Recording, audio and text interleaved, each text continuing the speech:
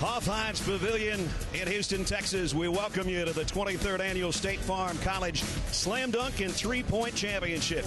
All right, my choice is going to be Andrew Goudelock, College of Charleston. You asked me why? 2 weeks ago, Jimmy and I did their first-round NIT game. He did this a bunch of times and knocked down a career-high 39. I take Goudelock from the Cougars. The next two step to the line. Andrew Goudelock, my choice, big smile.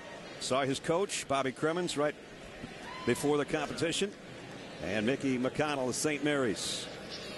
Mickey McConnell already practiced today for the NABC All-Star game, the senior game. And I asked him before, I said, "Is it going to affect you?" He said, "No, I think it's going to help me. I feel good. I feel loose today."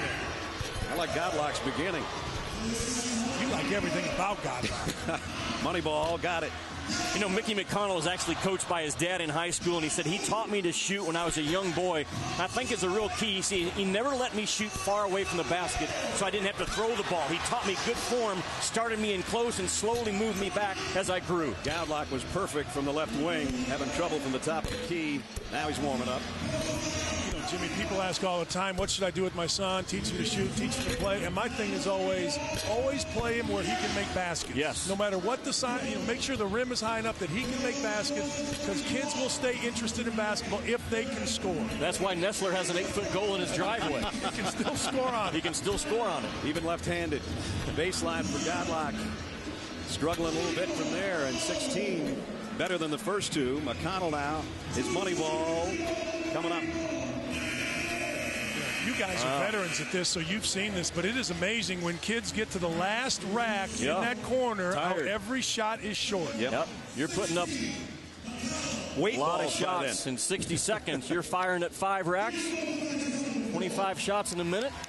They start feeling like medicine balls when you get to that last rack. You can see Goudelock had a perfect wing, and McConnell had a struggle in both of the last two spots, and finishes with 11 in round one. You know, you have to average getting up about one shot every 2.5 seconds. Draft choices out of Kentucky last year. Let's take a look at our Mercedes-Benz semifinals of the three-point men's championship. Andrew Goudelock's in the lead right now. College of Charleston, then Rayburn Johnson from Mississippi State and Chris Warren of Ole Miss are tied at 15 with Lace Darius Dunn also of 15. He's wearing his Baylor t-shirt. It's because his jersey's been retired. It's already under glass. Here's the guy that had 16 in the first round to be the first-round leader. Andrew Goudelock, College of Charleston. And you won't say it, so I will. This is your choice to win the entire competition. And he's got 3 on the first rack, including the money ball. He saw every defense imaginable this year in the Southern Conference. Double teams, triple teams, running jumps. So no one guarding him right now. He looks good. Missed the money ball, but he was 4 out of 5 from the left wing. Top of the key now. Jimmy, and to your point, you scored 2,500 points in college. Only 62 guys have ever done it. This is one of those kids right here. We did his 2,500 point. Yep. I asked him prior to that ball game, what's your range? He said, who's guarding me? I said, a 6'7" guy. He said, I'll back him out to 35. He's got the crowd going right now. Right baseline. Goudelock. 1, 2, 3, 4. Money time. Bam! Yes, sir. Wow. Goudelock is Goldilocks.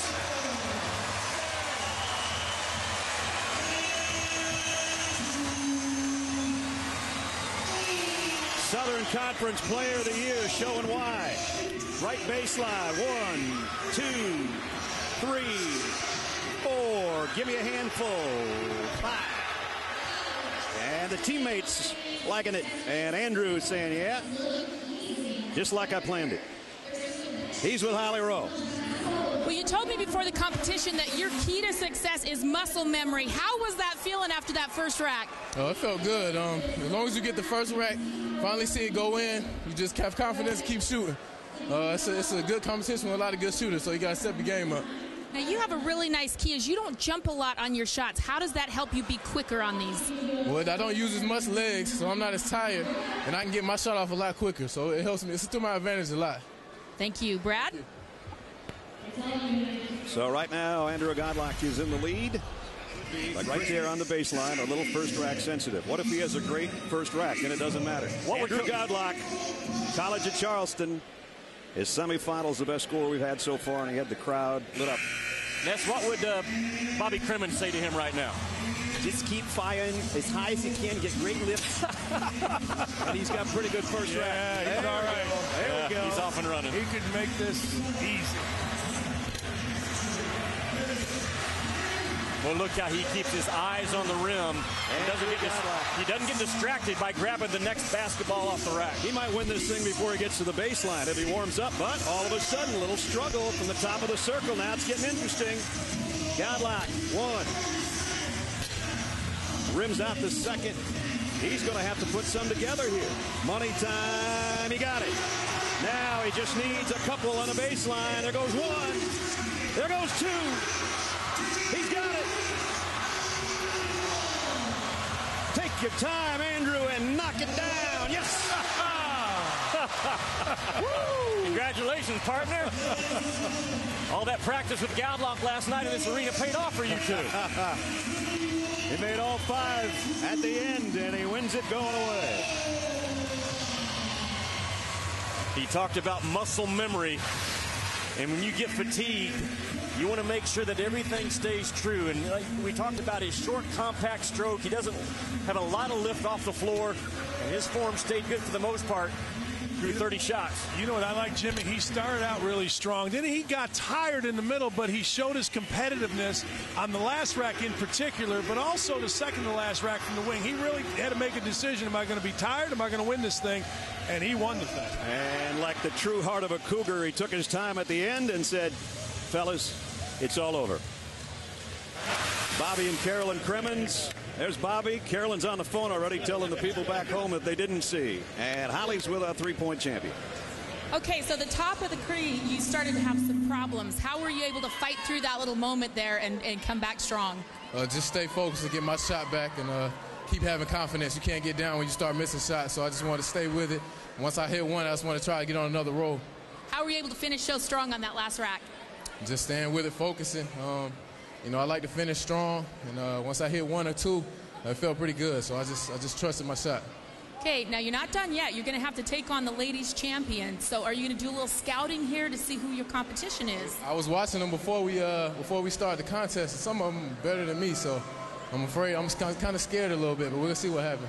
We're a little scared of the ladies. We'll see who he faces when we come back, guys. I don't blame him. As your three-point champion. Coming up, the women take center stage, and after that, it'll be the high flyers that'll be looking to throw down in the slam dunk competition. That's a nice-looking belt now right there. Battle of Champions coming up from Houston. And a guy that's had a little bit of chance to rest, but dominated in the men's three-point championship, Andrew Goudelock, College of Charleston Cougars. Had the highest score in the men's competition. And here is Siri Mosgrove, who had 23 likewise in the semifinals. Goudelock underway.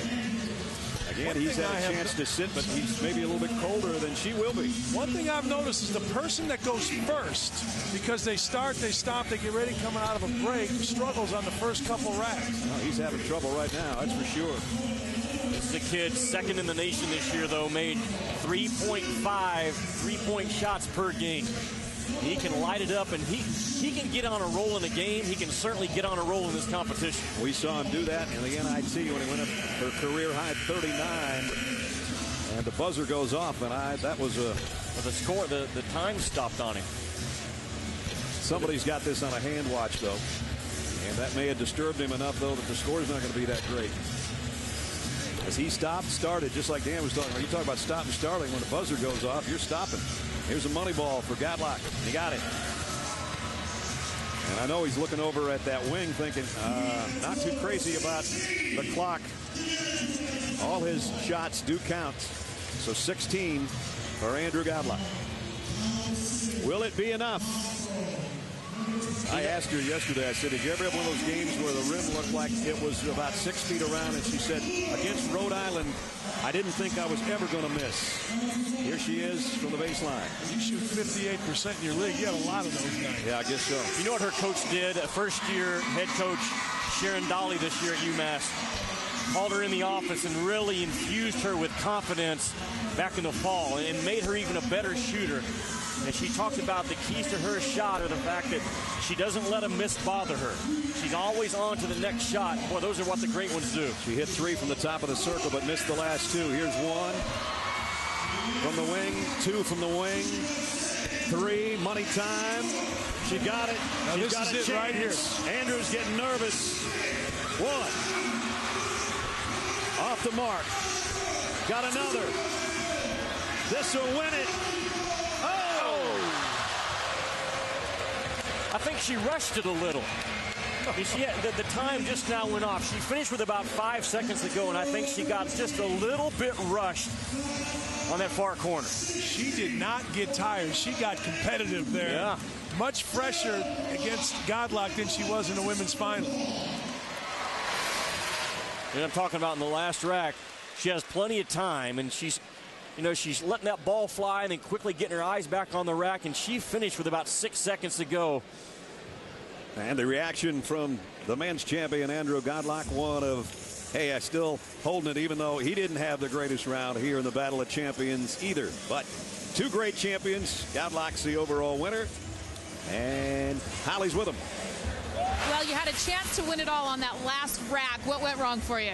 I think it's just fatigue. My legs are tired at this point. Obviously, he's a phenomenal shooter and hit a few more there, and I don't know, I just couldn't finish in the end. You had a little bit of a glitch with the clock there. How did you fight through that after you thought you were out of time? Just kept shooting. I heard somebody behind me just say, keep shooting through the buzzer, keep shooting through the buzzer. So, I just kept shooting. But she shot great. I thought she was going to beat me. She was beating me all the way to the end. So, she's a great shooter also. All right, well, thanks so much, guys. There is your 3-point champion. Southern Conference Player of the Year from Stone Mountain, Georgia. Andrew Goudelock, the overall champ. Well,